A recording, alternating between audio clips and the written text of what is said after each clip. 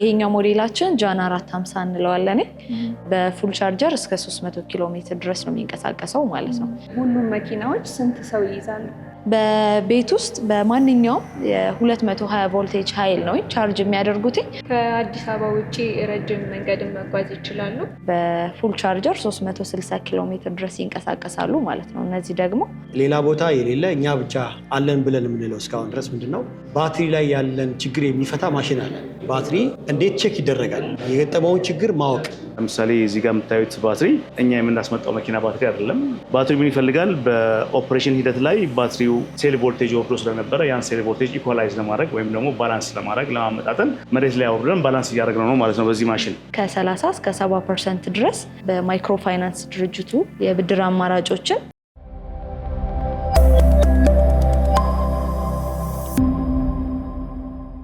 ሰላም ውድ የገበያ ሚዲያ ተመልካቾቻችን፣ ይህ የቢዝነስ ሪቪው ፕሮግራማችን ነው። በዛሬ የቢዝነስ ሪቪው ፕሮግራማችን የኤሌክትሪክ መኪና አስመጪ ድርጅት እና የተለያዩ ስልጠናዎችን በሚሰጠው በግሪን ቴክ አፍሪካ ተገኝተናል። የሚሰጡት ስልጠና ምን ይመስላል፣ የኤሌክትሪክ መኪና አዋጭነትስ ምን ያክል ነው የሚለውን ደግሞ አብረን የምናይ ይሆናል። ተከታተሉ።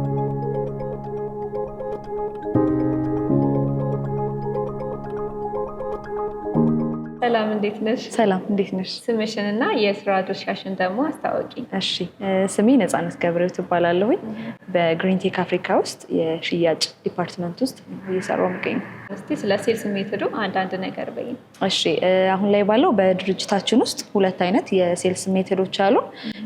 ያው አንደኛው በካሽ ቀጥታ ክፍያ ነው እያስተናገደን የምንገኘው።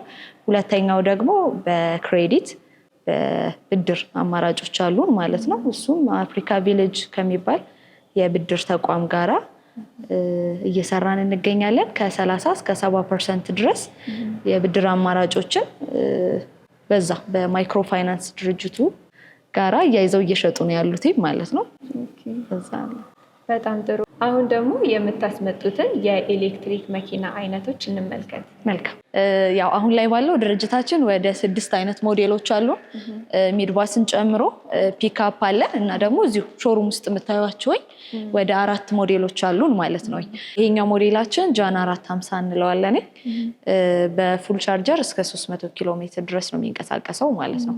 አንድ ጊዜ ፉል ቻርጅ ሲወስዱ 300 ኪሎ ሜትር ድረስ ይሄዳሉ። በቤት ውስጥ በማንኛውም የ220 ቮልቴጅ ኃይል ነው ቻርጅ የሚያደርጉት። ሁለት አይነት ቻርጀር ነው የሚቀበሉት። ፋስት ቻርጅ እና ስሎ ቻርጀር ይወስዳሉ ማለት ነው። በኖርማል በስሎ ቻርጀሩ ከ6 እስከ 8 ሰዓት ድረስ ይፈልጋሉ። ፋስት ቻርጀር ከሆነ ደግሞ በ30 ደቂቃ ውስጥ 80% ድረስ ቻርጅ ያደርጋል ማለት ነው። ዋጋ እየሸጥን ያለ ነው 2,800,000 ብር ነው። አሁን ላይ ባለው ግን ለጊዜው ጨርሰናል። እንደየ አይነታቸው ዋጋቸው ይለያያል ማለት ነው? ይለያያሉ። አዎ፣ እነዚህኞቹ 300 ኪሎ ሜትር ነው የሚሄዱት። ከዚህ ከፍ ያለውም ከሆነ የተወሰነ የፕራይስ ጭማሪ ያላቸው ማለት ነው። እንደዚሁም አይነቱም ይለያል። ቻርጀሮቹ በተለያየ አካባቢ ይገኛሉ። ቤት ውስጥ ቻርጅ ማድረግ እንችላለን? አዎ፣ አሁን ላይ ባለው ከመኪናው ጋር ነው ቻርጀር እየሰጠን ያለ ነው። ስለዛ አንድ ገዢ ወይ ደግሞ አንድ ከስተመር የትም ቦታ ሄዶ መጉላላት አይጠበቅበትም። ቤት ውስጥ ባለ በኖርማል የቆጣሪ ኃይል ቻርጅ ማድረግ ይችላሉ ማለት ነው። እሺ፣ እዚህ ጋር ያሉ ነገሮችን ደግሞ አስረድተሽናል። ሌላኛዎችን ደግሞ እንያቸው። መልካም። እሺ፣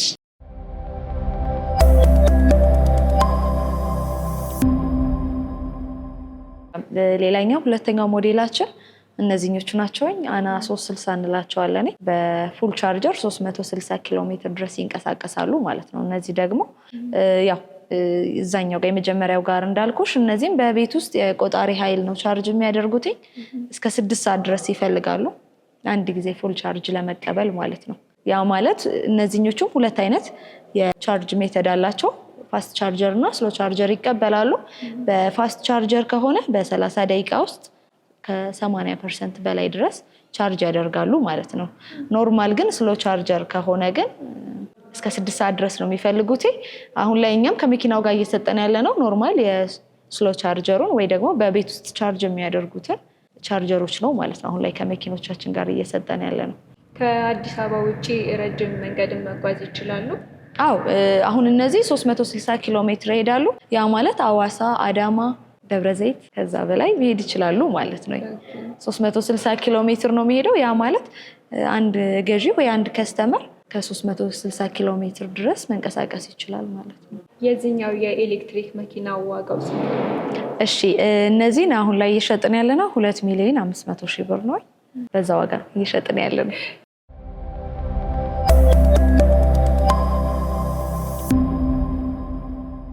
መልካም እሺ ሌላኛው ሶስተኛ ሞዴላችን እነዚህኞቹ ናቸው። እነዚህኞቹ አና 200 እንላቸዋለን። አና 200 በፉል ቻርጀር 200 ኪሎ ሜትር ድረስ ነው የሚንቀሳቀሱት። ያው እነዚህም እንደሌሎቹ በቤት ውስጥ የቆጣሪ ኃይል ቻርጅ ማድረግ ይችላሉ ማለት ነው። እስከ 5 ሰዓት ድረስ ይፈልጋሉ። እነዚህኞቹ ደግሞ አንድ ጊዜ ፉል ቻርጀር ለመቀበል በዋጋ ደረጃ እየሸጥን ያለ ነው። እነዚህኞቹ 2,200,000 ብር ነው። ሁሉም መኪናዎች ስንት ሰው ይይዛሉ? ከዚህ ቀደም የነበሩት ከሆኑ እስከ 5 ሰው ድረስ የመጫን አቅም አላቸው። በእነዚህኞቹ ከሆነ ደግሞ እነዚህኞቹ 4 ሰው የመጫን ኃይል አላቸው ማለት ነው፣ ጉልበት አላቸው። የቀጣዩን ላሳይሽ። እነዚህኞቹ ሞዴሎቻችን የድርጅታችን አነስተኛ ሞዴሎች ናቸው። ጂኒየስ 130 እንላቸዋለን። በፉል ቻርጀር 130 ኪሎ ሜትር ድረስ ነው የሚንቀሳቀሱት ማለት ነው። እነዚህኞቹም እንደሌሎቹ በቤት ውስጥ የቆጣሪ ኃይል ቻርጅ ማድረግ ይችላሉ። እስከ 4 ሰዓት ድረስ ነው የሚፈልጉት። አንድ ጊዜ ፉል ቻርጅ ለመቀበል የ4 ሰዓት ያህል የሰዓት ፍጆታ አላቸው ማለት ነው። ዋጋ እየሸጥን ያለ ነው እነዚህኞቹን 1,300,000 ብር ነው። ያው በጣም በአነስተኛ ዋጋ ነው እየሸጥን ያለ ነው። ያ ማለት አብዛኛው ህብረተሰብ ተጠቃሚ እንዲሆን በሚለው በዚህ ዋጋ ነው እየሸጥን ያለ ነው ማለት ነው። እሺ እስካሁን ያየናቸው መኪናዎች ብራንዳቸው ምንድን ነው? የቻይና ምርቶች ናቸው። አብዛኞቹ የዶንግፊንግ ብራንድ ናቸው። ፒክአፕ እና ሚድባሶችን እንሸጣለን። ሚድባስ ከ23 ሰው ጀምሮ ሰውን መጫን የሚችሉ አሉን። እነሱም እየሸጥን ነው። ፒክአፕም አለን። አሁን ካሳየሽን አገልግሎት በተጨማሪ ሌላ የምትሰጡት አገልግሎት አለ? አዎ አለ። ድርጅታችን ትሬኒንግ እየሰጠ ይገኛል። እሱን ደግሞ የድርጅታችን አሰልጣኝ ከእሱ ጋር ቆይታ ይኖርሻል ማለት ነው።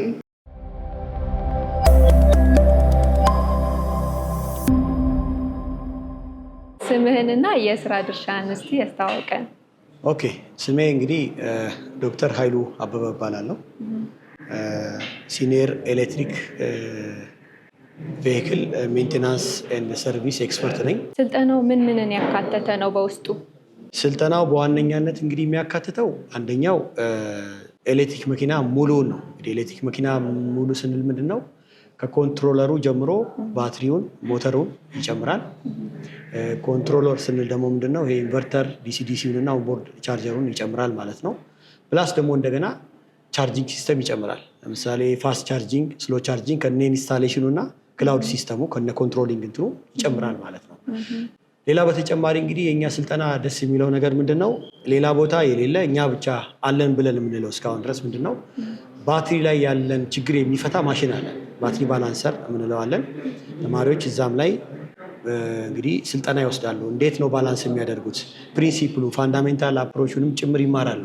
ባትሪ ላይ ኢምባላንስ ለምን ይፈጠራል? እሱ እንዳይፈጠር አሽከርካሪዎች ወይም ደግሞ ኦነሮች ምን ማድረግ አለባቸው? ከተፈጠረስ በኋላ እንዴት ማድረግ ይቻላል የሚለውን ነገር በሙሉ ጠቅላላ በማሽን እናስተምራለን። ኦኬ። ስልጠናውን ለመውሰድ ምን መስፈርቶች ያስፈልጋሉ?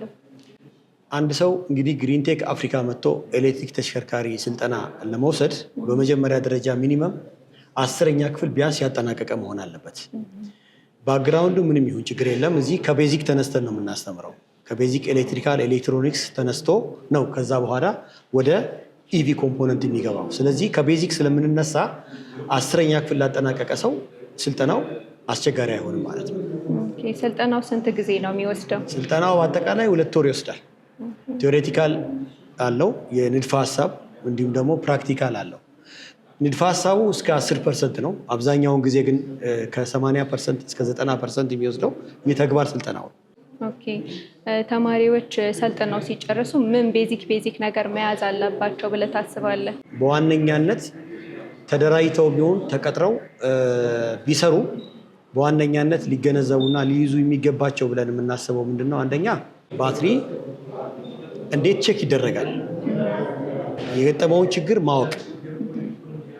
ያንን ያወቁትን ችግር ደግሞ አብዛኛው የባትሪ ችግር በባላንስ ነው የሚፈታው፣ በማሽን ነው። የወደቁ ሴሎች ካሉ እነሱን ለይቶ እነሱን ወደ ማከም ወደ መስራት መሄድ ነው። ሌላው ኮንትሮለሮች ላይ ብዙ ጊዜ አሁን ከባትሪም ጋር በተገናኘ ባትሪ ማኔጅመንት ሲስተሙ ኮንትሮለሮችም ላይ ለምሳሌ ፓወር ገብቶ አልወጣ ካለ ኮንትሮለሩ አላስወጣም ካለ ታሟል ማለት ነው፣ ችግር ደርሶበታል ማለት ነው። ያንን በመሳሪያ በመልቲሜትር ትሬስ አድርጎ ችግሩን ፈቶ የተቃጠለ ከሆነ የተቃጠለ የሚቀየር ከሆነ የተቀየረ ብሎ ያንን የመለየት ስራ መስራት ይጠበቅባቸዋል። ብዙ ጊዜ ኮንትሮለሮች ፌል ያደርጋሉ። እሱ ነው። ሌላው ቻርጂንግ ላይ ቻርጅ በምናደርግበት ሰዓት ላይ ቻርጅ አልቀበልም ሊል ይችላል። ቻርጅ የማይቀበልበትን ምክንያት ማወቅ እና መፍታት። ለምሳሌ የኢንስታሌሽን ችግር ነው ወይ? ለምሳሌ አሁን በየቤቱ ሰው ኢንስታሌሽን ይሰራል፣ ቻርጅ አልቀበልም ይላል ለምሳሌ እና ፌዙን ግራውንዱን እንዲሁም ደግሞ እርዙን በትክክል መገጠም አለመገጠማቸውን ይሄንን ማረጋገጥ አለባቸው። ስለዚህ ሰልጣኞች ከዚህ ሲወጡ አንደኛ አዲስ ተሽከርካሪ የገዛ ባለንብረት ቤቱ ኢንስታሌሽን እንዲሰራለት ይፈልጋል። ያንን ኢንስቶል ማድረግ ይጠበቅበታል። ያ አንዱ የገቢ ምንጭ ነው። ሁለተኛው ደግሞ እንደገና ደግሞ ተሽከርካሪዎች ሰርቪስ ይደረጋሉ። ዘይት መቀየር፣ ዲፈረንሻል ላይ ዘይት አለ፣ በየተወሰነ ጊዜ ይቀየራል። ያንን መቀየር መቻል። ሁለተኛ እግራቸው ላይ ሰርቪስ ይሰራል፣ ሸራ ይቀይራል። እንደ ኮንቬንሽናል መኪና እንደ ነዳጅ መኪና የሚቀየሩ ነገሮች አሉ፣ የሚጸዱ ነገሮች አሉ። እነሱም በወቅቱ በየ5000 ኪሎ ሜትሩ መኪኖቹ እንዲታዩ ማድረግ ጥሩ ነው። ይህንን የማድረግ አቅምና ችሎታ ይዞ መውጣት ይጠበቅባቸዋል። በጣም ጥሩ። የኤሌክትሪክ መኪና ቻርጀርን በተመለከተ ለየት ያለ የምትሰጡት እናንተ ስልጠና አለ? አለ። አሁን እዚህ ጋር የሚታዩ ይሄ ኢቪ ቻርጀር የሚለው የትም ቦታ ይሄ ስልጠና አይሰጥም። ይሄ ቻርጀር ስሎ ቻርጀር ነው፣ ታይፕ 2 የሚባለው ነው።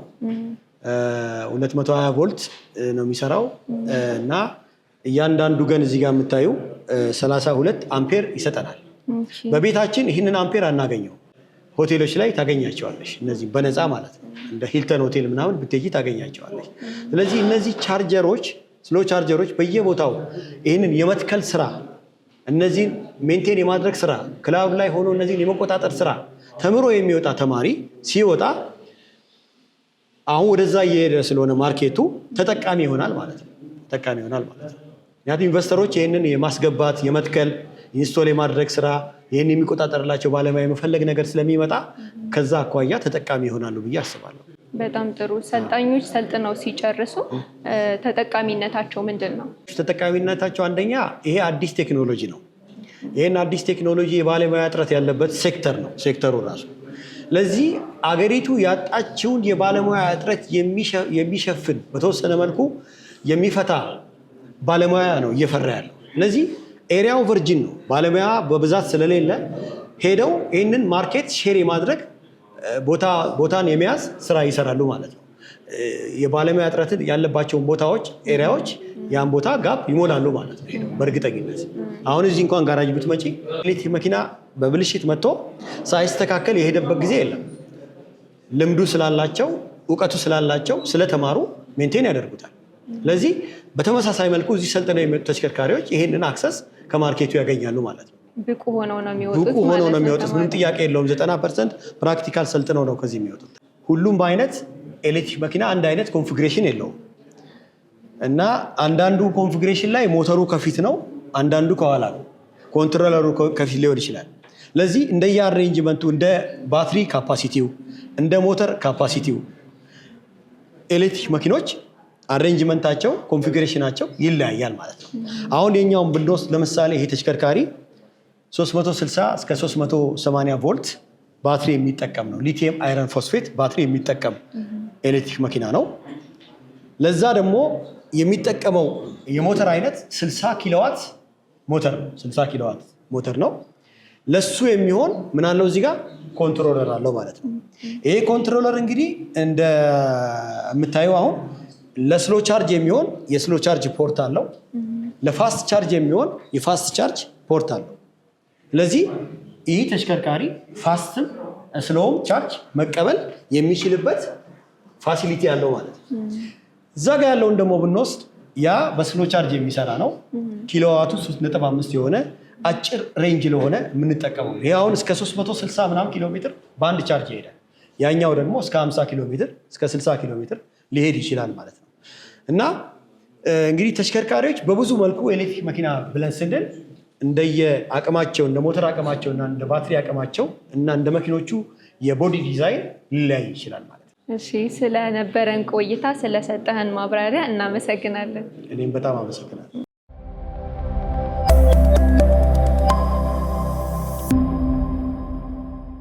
አሁን ደግሞ በግሪንቴክ አፍተር ሴልስ ሰርቪስ ዲፓርትመንትን እናሳያችኋለን። አብራችሁን ቆዩ። እስቲ ስምህንና የስራ ድርሻን አስተዋውቀን። እሺ፣ ስሜ መሐመድ እባላለሁ። ግሪንቴክ ውስጥ ያለኝ የስራ ድርሻ የአፍተር ሴልስ ሰርቪስ ማናጀር ነኝ። አፍተር ሴልስ ሰርቪስ ማናጀር ያው የጥገናና ስፔር ፓርትን በተመለከተ ማኔጅ የማደርገው እኔ ነኝ።